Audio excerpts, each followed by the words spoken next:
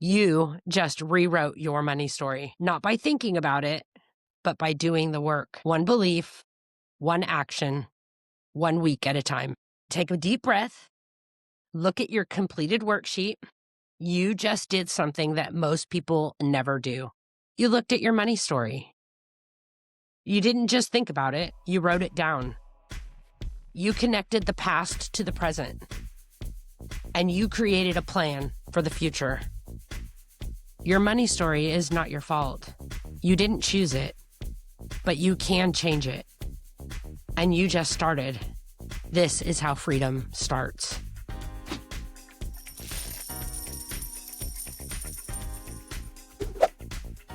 So here's something that nobody tells you about money. The story that you're living with right now, you didn't write it. You inherited it.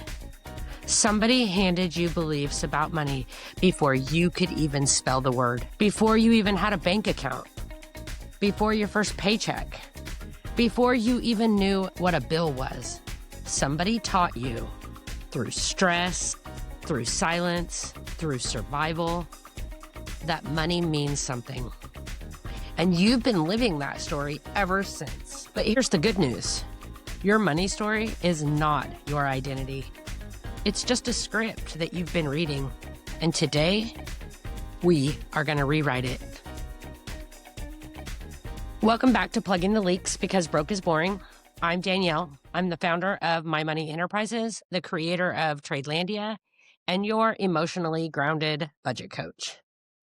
Before we go any further, I want you to hit pause right now, go to the show notes, download the My Money Story worksheet, print it out if you can, or pull it up on your phone or your tablet, grab a pen, and then come back and hit play.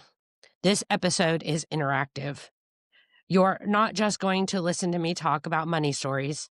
You're going to work through your own money story with me. I'll walk you through it each section. I'll give you time to write, or you can use the pause button and come back. And then by the end of this episode, you'll have completed your entire money story worksheet. So go get it right now, and I'll be right here when you get back. All right, so you've got your worksheet. Let's do this. But before we dive into today's episode about the past, the present, and the future of your money story, I want to thank Connie Davis with Maiden Exploration for sponsoring the Unlocking Commerce Podcast Accelerator. So do me a favor, go like, subscribe, and comment on the Unlocking Commerce channel. Check out the other cohort episodes. Support the work that makes voices like mine possible. All right, y'all, let's talk about this money story that you've been living with. The past is where your money story comes from. So you probably formed your money story before the age of 7. Like 7, before you could even do long division, before you understood interest rates or credit scores, before you had any idea what financial stability actually looked like. You learned money through observation. You watched how your parents talked about money or didn't, whether bills caused fights or silence, if there was enough or if enough never came, whether asking for things felt safe or shameful, if money was power or if money was pain. And your brain took notes. It said, okay, this is what money means. This is how we survive. This is what's safe. And those beliefs, they are still running in the background today. So I have a past client that came to me frustrated, and she said, I make good money now, but I'm terrified to spend it. I have savings, but I still feel broke. I can't enjoy anything that I buy. So I asked her, what did money mean in your house when you were growing up? And she said, well, my mom worked 3 jobs and we still couldn't keep the lights on. Money meant survival. And there was never enough. There it is, her childhood belief. There's never enough. Money disappears. And even though her adult reality is different, her nervous system is still living in that story. And that is not a spending problem. That's an inherited belief. So here are some of the most common money stories that people inherit. There's never enough. This belief creates a scarcity mindset. Even when we have money, you're waiting for it to disappear. You hoard it. You panic. You can't even enjoy what you have. Because in your nervous system, the fear of running out is always louder than the reality of what's in front of you. Rich people are greedy or selfish. This one keeps you small. Because if you believe that having money makes you a bad person, you will subconsciously reject wealth. You'll undercharge, you'll overgive, you'll self-sabotage.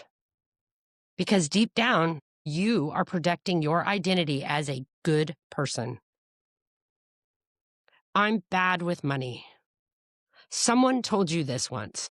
Maybe it was a parent or a partner or a teacher, and you believed them. Now it's a self-fulfilling prophecy.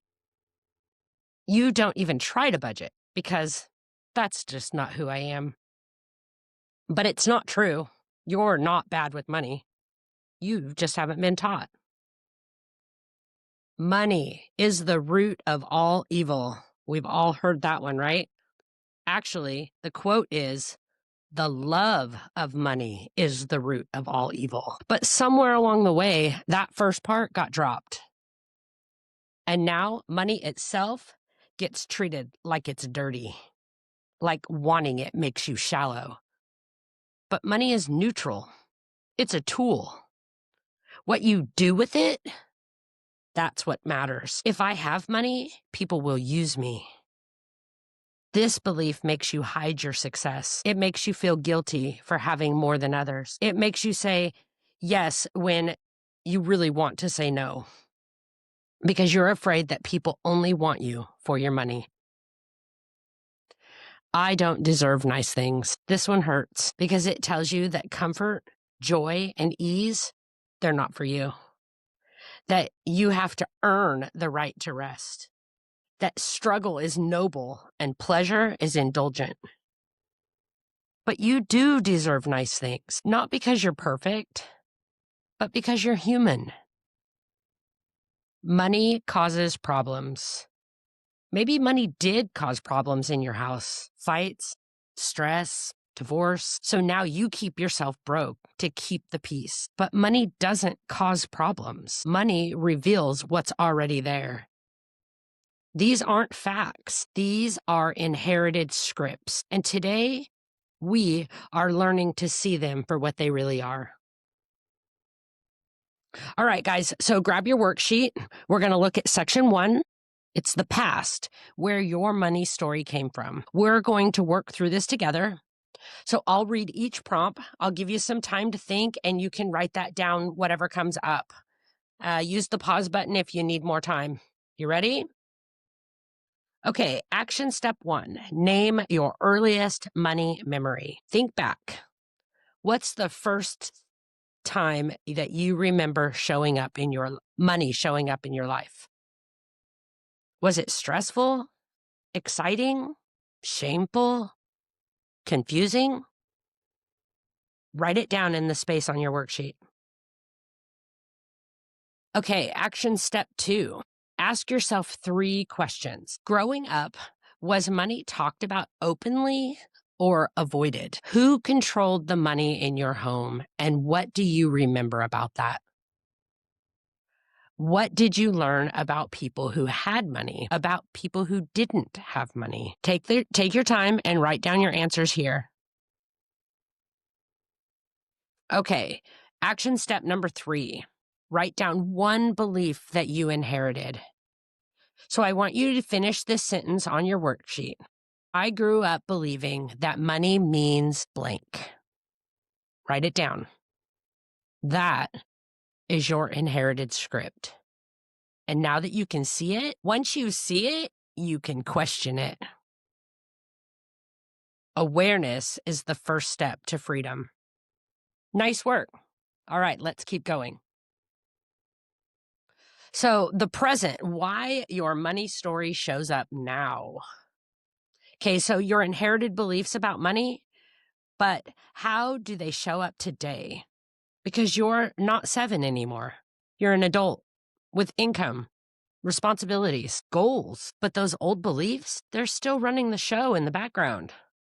They show up as avoidance, not looking at your bank account, not opening bills, ignoring the budget, emotional spending, buying things to feel better, safer, seen, or worthy, boundary violations, saying yes to lending money that you don't have, overgiving, rescuing people financially, under earning, not negotiating, not raising your rates, staying small because you don't believe that you deserve more, self-sabotage, making progress and then blowing it up, getting money and then immediately spending it all.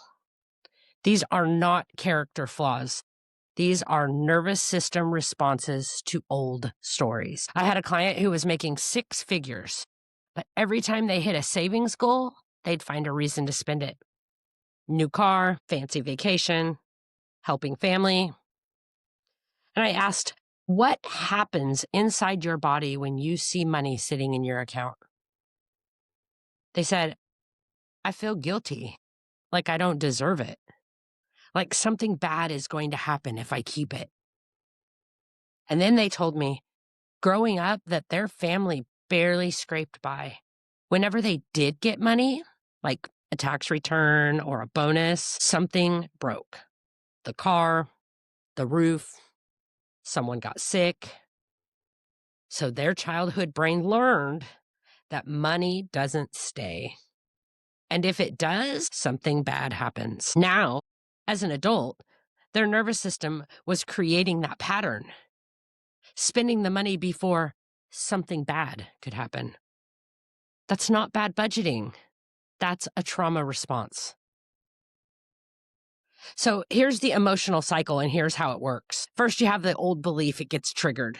There's never enough, I don't deserve this. And then the emotion shows up, anxiety, guilt, shame, fear.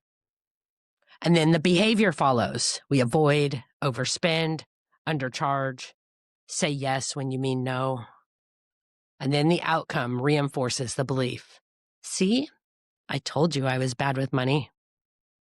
The cycle repeats. And the worst part, you think it's your fault, but it's not. It's just an old story playing on repeat. Let me give you an example of how this shows up. You get a bonus at work. Instead of feeling excited, you feel anxious. That anxiety makes you uncomfortable.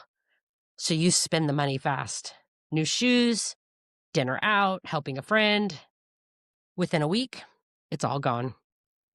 And then you think, see, I can never hold on to money. I'm bad at this. But you're not bad at this at all. Your nervous system is just acting out an old belief. And now we can interrupt it. So go back to your worksheet, turn to section 2, the present, how your money story shows up today. And this is where we're going to connect the past to right now. So action step 1 is notice your money emotions. Okay, so the first prompt says, think about this last week when you spent money, you received money, or even thought about money. Think about it and ask, what was I feeling? I want you to write down the emotions that came up for you around money. Anxiety, guilt, shame, excitement, fear. Write it in the space that's provided for you. Okay, good.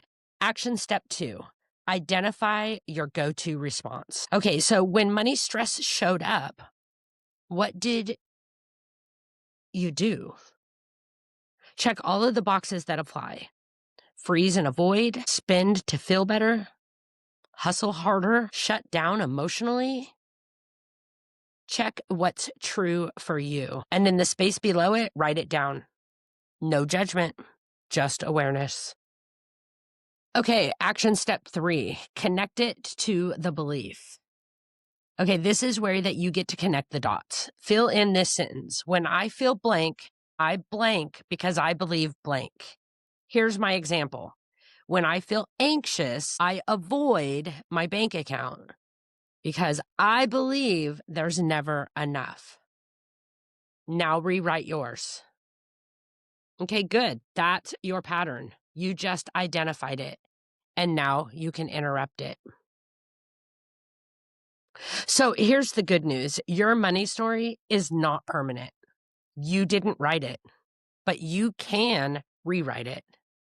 Not by pretending that your old story doesn't exist, but by choosing a new one consciously, intentionally, repeatedly. And here's how.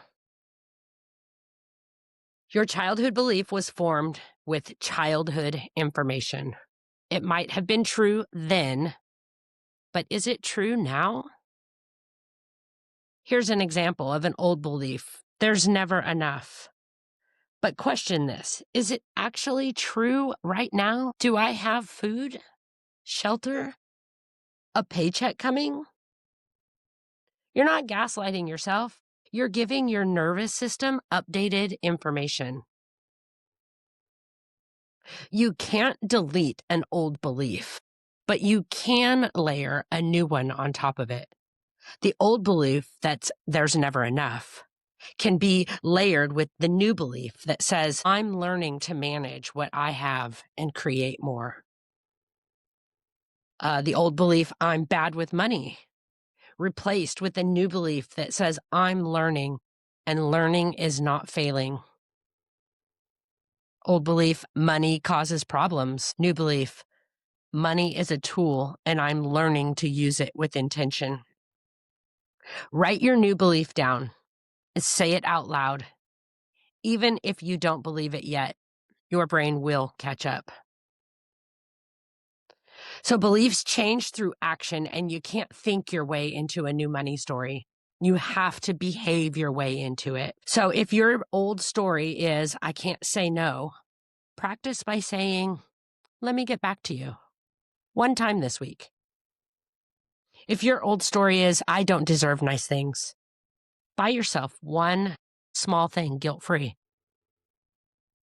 If your old story is, I avoid my money, look at your bank account for 60 seconds. That's it. Small actions repeated. That's how you rewrite the story. So I have another client. They grew up believing that people like me don't have savings. We survive paycheck to paycheck. That was their family's reality, and it became theirs. Even when they started earning more, they couldn't save. Every dollar disappeared. So we started small, $10 a week into a separate account. That's it. Not because $10 was going to change their life, but because it would change their belief. After 3 months, they had $120. And they cried, not because it was of the amount, but because they proved to themselves that people like me can save. That is a rewritten story. So here is the most powerful part. When you rewrite your money story, you don't just change your life. You change the story for everyone who comes after you. Your kids won't inherit the belief that there's never enough. They'll grow up watching you manage money with intention. They'll see you setting boundaries. They'll hear you talk about money without shame. Your family won't inherit the trauma around money.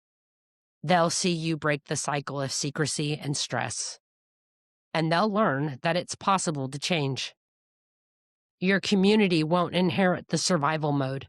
They'll see you thriving, not just surviving. And they'll believe it's possible for them too. You break the cycle.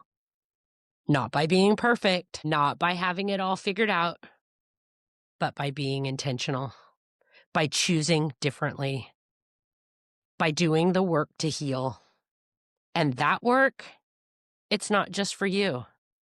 It's for every generation that comes after you. And that is legacy work. That's freedom work.